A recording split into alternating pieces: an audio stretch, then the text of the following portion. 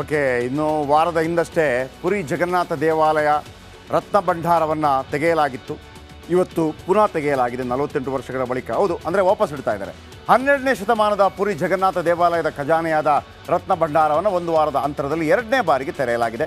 ರತ್ನ ಭಂಡಾರ ಇಡೋ ಜಾಗದ ದುರಸ್ತಿ ಕಾರ್ಯ ಮತ್ತು ಆಭರಣವನ್ನು ಲೆಕ್ಕ ಹಾಕಲು ತಾತ್ಕಾಲಿಕ ಸ್ಟ್ರಾಂಗ್ ರೂಮ್ಗೆ ಸ್ಥಳಾಂತರ ಮಾಡಬೇಕಿತ್ತು.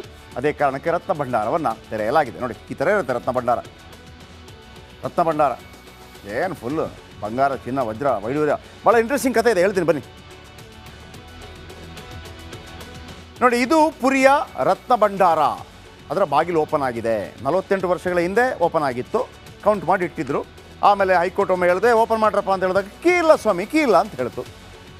ಆಗ ಕಾಟಿ ಬೀಸ್ತು. ಅದನ್ನೇ ನರೇಂದ್ರ ಮೋದಿಯವರು ಭಾಳ ದೊಡ್ಡದಾಗಿ ತಗೊಂಡ್ರು. ಅದೆಲ್ಲ ಮುಗಿದ ಅಧ್ಯಾಯ ಬಿಡಿ. ಅಲ್ಲಿ BJP ಕೂಡ ಗೌರ್ಮೆಂಟ್ ಬಂದು ಅದು ಮುಗಿದ ಅಧ್ಯಾಯ. ಶುಭ ಮುಂಜಾನೆ 9:51 ಸುಮಾರಿಗೆ ಮತ್ತೆ ಓಪನ್ ಮಾಡಿದರು. ಚಿನ್ನ ಶಿಫ್ಟ್ ಮಾಡುವಾಗ ವಿಡಿಯೋಗ್ರಫಿ ಮಾಡ್ತಾರೆ. ಅಂದರೆ ಯಾಕೆ ಓಪನ್ ಮಾಡಿದ್ರು ಅಂತಂದರೆ ಅಲ್ಲೆಲ್ಲ 48 ವರ್ಷಗಳಿಂದ ಅದನ್ನು ನೋಡೋರು ಯಾರೂ ಇಲ್ಲ. ಚಿನ್ನಗಿನ್ನ ಎಲ್ಲ ಇದೆ, ದೇವ್ರದಲ್ವಾ, ಅಲ್ಲಿ ನೀರು ಬಂದು ಎಲ್ಲ ಸ್ವಲ್ಪ ಅವ್ಯವಸ್ಥೆ ಆಗಿದೆ, ಸರಿ ಮಾಡಬೇಕು. ಏನು ಮಾಡ್ತಾರೆ, ತೆಗೆದುಬಿಟ್ಟು ಖಜಾನೆಯಲ್ಲಿ ಏನೇನಿದೆ ಅಂತ ಪಟ್ಟಿ ಮಾಡ್ತಾರೆ.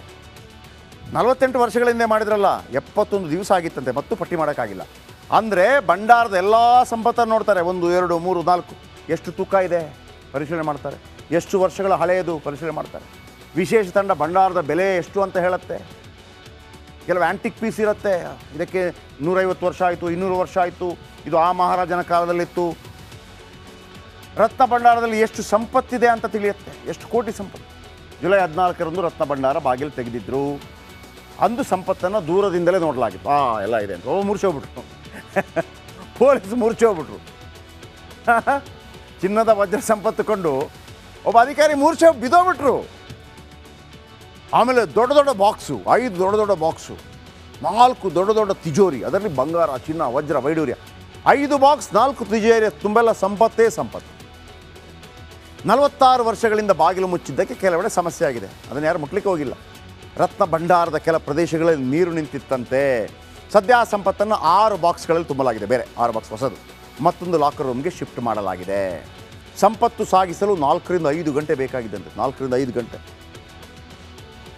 ಬನ್ನಿ, ಅಲ್ಲಿ ಪಿನಾಕ ಮಿಶ್ರಾ, ಅಲ್ಲಿಯ SP ಮಾತಾಡಿದ್ದಾರೆ, ಕೇಳಿಸ್ಕೊಳ್ಳಿ ಮೊದಲು. CCTV surveillance और other aspects of security it has been taken care of. मैं पहले से भी बोला था कि whatever is being done as per the standard operating procedure, and the SOP is being prepared by the high level committee that is ಇನ್ನು ನಿನ್ನೆ ಒಂದು ದೊಡ್ಡ ಗಲಾಟೆ ಆಯಿತು. ಪಂಚೆ ಧರಿಸಿ ಬಂದ ರೈತನಿಗೆ ಒಳಗೆ ಪ್ರವೇಶ ಮಾಡಲು ಅನುಮತಿ ನೀಡದ GT ವರ್ಲ್ಡ್ ಮಾಲ್ಗೆ ತಕ್ಕ ಶಾಸ್ತಿಯಾಗಿದೆ. ಯಾರು ಒಳಗೆ ಬಿಟ್ಟಿಲ್ವ ನಮ್ಮ ರೈತನನ್ನು, ಆ ಮಾಲ್ 7 ದಿನ ಬಂದಾಗಿದೆ. ಏನು ಫಕೀರಪ್ಪ ಫುಲ್ ಮಹಾತ್ಮ ಗಾಂಧಿ ಆಗ್ಬಿಟ್ರಿ ರೀ. ಫಕೀರಪ್ಪ ಏನು ಊರಲ್ಲಿ ಹೇಳ್ತಾರೆ, ನೋಡ್ದಾ ನನ್ನನ್ನು ಬಿಟ್ಟಿಲ್ಲ, 1 ವಾರ ಬಂದ್ ಮಾಡಿಸಿದೆ ಅಂತೇಳಿ ಫುಲ್ ಅವಾಗ ಕ್ರಿಯೇಟ್ ಆಗಿರುತ್ತೆ ಅಲ್ವಾ ಫಕೀರಪ್ಪ ಅವ್ರದ್ದು. BBMP ಅಧಿಕಾರಿಗಳು 7 ದಿನಗಳ ಕಾಲ ಮಾಲ್ ಬಂದ್ ಮಾಡಿಸಿದ್ದಾರೆ. ಸಿನಿಮಾ ನೋಡಲು ಮಗನೊಂದಿಗೆ ಬಂದಿದ್ದ ರೈತರೊಬ್ಬ ಮಾಲ್ನ ಸೆಕ್ಯೂರಿಟಿ ಗಾರ್ಡ್ ಪ್ರವೇಶ ನಿರಾಕರಣೆ ಮಾಡಿ ಅವಮಾನ ಮಾಡಿದರು. ಆಮೇಲೆ ನಾವು ಯಾವ ರೀತಿ ಅದನ್ನು ಉಜ್ಜಬೇಕಿತ್ತೋ ರುಬ್ಬಬೇಕಿತ್ತೋ ರುಬ್ಬಿದ ನಂತರ ಕನ್ನಡ ಸಂಘಟನೆಗಳು ಯಾವ ರೀತಿ ಬಂದರೂ ನಿಮ್ಗೆ ಗೊತ್ತಿದೆ. ಆಮೇಲೆ ಸದನದಲ್ಲಿ ಚರ್ಚೆ ಆಯಿತು. ಆಮೇಲೆ ಸದನದಲ್ಲೂ ಸದ್ದು ಮಾಡಿತು. ಸ್ಪೀಕರ್ UT ಖಾದರ್ ಸದನದಲ್ಲಿ ಪ್ರಸ್ತಾಪ ಮಾಡಿದರು. ಮಾಲ್ ವಿರುದ್ಧ ಕಠಿಣ ಕ್ರಮ ತೆಗೆದುಕೊಳ್ಬೇಕು ಅಂತೇಳಿ ಸೂಚನೆ ಕೊಟ್ಟರು. ಕೇಳಿಸ್ಕೊಳ್ಳಿ. BBMPಯಿಂದ ನಮಗೆ ನೋಟಿಸ್ ಬಂದಿದೆ ಇನ್ಸ್ಟೆನ್ಸ್ಗೆ ಎಕ್ಸ್ಪ್ಲನೇಷನ್ ಕೊಡಿ ಅಂತ. ಆ ಎಕ್ಸ್ಪ್ಲನೇಷನ್ ಕೊಡೋವರೆಗೂ ನಾವು ಮಾಲನ್ನು ಕ್ಲೋಸ್ ಮಾಡ್ತಾ ಇದ್ದೀವಿ.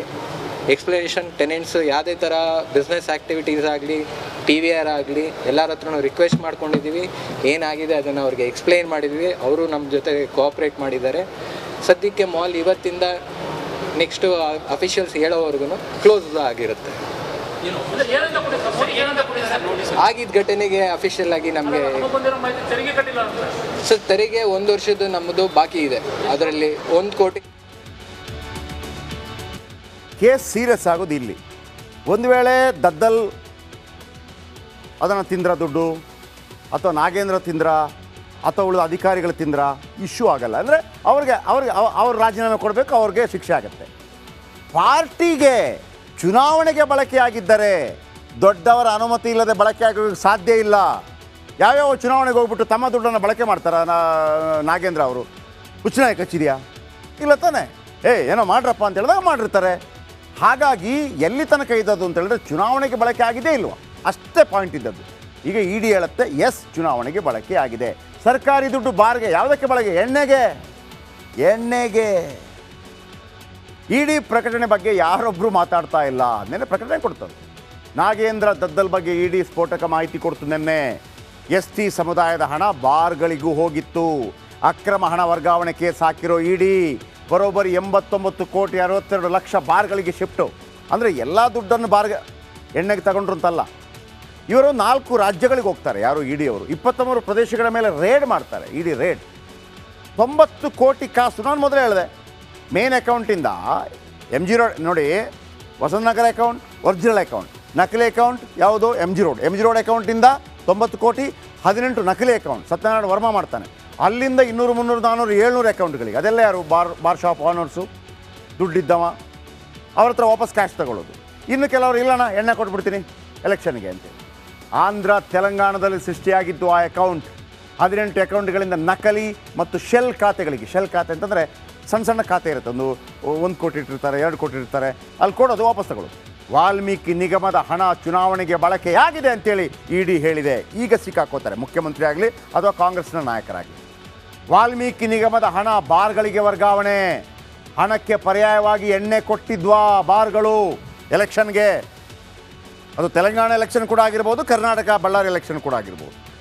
ಆ ಮದ್ಯವನ್ನು ಚುನಾವಣೆಗೆ ಬಳಕೆ ಮಾಡಲಾಯ್ತಾ? ಯಾವಾಗ ಮದ್ಯ ಬಳಕೆ ಆಗುತ್ತೆ ಹೇಳಿ ಚುನಾವಣೆಗೆ? ನಾಳೆ ಓಟು, ಇವತ್ತು ರಾತ್ರಿ ಬಳಕೆ ಆಗುತ್ತೆ. ಹಣ ತಗೋ, 1 ಕ್ವಾರ್ಟರ್ ತಗೋ, ಹಣ 1 ಕ್ವಾರ್ಟರ್ ತಗೋ, ನಮ್ಗೆ ಓಟ್ ಹಾಕ್ಬೇಕು, 1 ಕ್ವಾರ್ಟರ್ ತಗೋ, ಹಣ ನಮ್ಮಲ್ಲಿ 4 ಜನ ಇದ್ದಾರೆ, ನೀನು 4 ಕ್ವಾರ್ಟರ್ ತಗೋ, ಹಾಗೆ ಗೊತ್ತಲ್ಲ ನಿಮಗೆ. ಆಮೇಲೆ ಅಷ್ಟೇ ಅಲ್ಲ, ವಾಲ್ಮೀಕಿ ನಿಗಮದ ಹಣದಲ್ಲಿ ಕಾರ್ ಖರೀದಿ. ಯಾವುದು? ಲ್ಯಾಂಬೋರ್ಗಿನಿ ಸೆಕೆಂಡ್ ಹ್ಯಾಂಡ್ ಖರೀದಿ. ಅದು ಯಾವ ಕಾರ್ ಗೊತ್ತಾ? ಅದು ಜಾಕ್ಲಿನ್ ಫೆರ್ನಾಂಡಿಸ್, ಹೀರೋಯಿನ್ ಜಾಕ್ಲಿನ್ ಫೆರ್ನಾಂಡಿಸ್ಗೆ ಒಂದು ಗಿಫ್ಟ್ ಕೊಟ್ಟಿದ್ದ ಗೊತ್ತಾ? ಸುಕೇಶ್ ಜಾಕ್ಲಿನ್ ಫೆರ್ನಾಂಡಿಸ್ ಕೊಟ್ಟಿದ್ದ. ಅದು ತಡೆದು ಅದನ್ನು ಹರಾಜಿಗೆ ಹಾಕಿದ್ರು. ಅದನ್ನು ಸೆಕೆಂಡ್ ಹ್ಯಾಂಡಲ್ಲಿ ಒಬ್ಬ ಖರೀದಿ ಮಾಡ್ದ, ಹೈದರಾಬಾದವ. ಈ ಸತ್ಯನಾರಾಯಣ ವರ್ಮ ಅದನ್ನು ಖರೀದಿ ಮಾಡ್ದ ವಾಪಸ್ಸು 2.5 ಕೋಟಿ ಕೊಟ್ಟು. ಈಗ ಕಾರ್ ವಾಪಸ್ ಕೊಟ್ಟು ದುಡ್ಡು ತಗೊಂಬಂದಿದ್ದಾರೆ. ಈ 89 ಕೋಟಿಲಿ 50 ಕೋಟಿ ಸಂಗ್ರಹ ಆಯಿತು ಅಂತ ಹೇಳ್ತಾರಲ್ಲ, ಆ ದುಡ್ಡು ಕೂಡ ಇದೆ.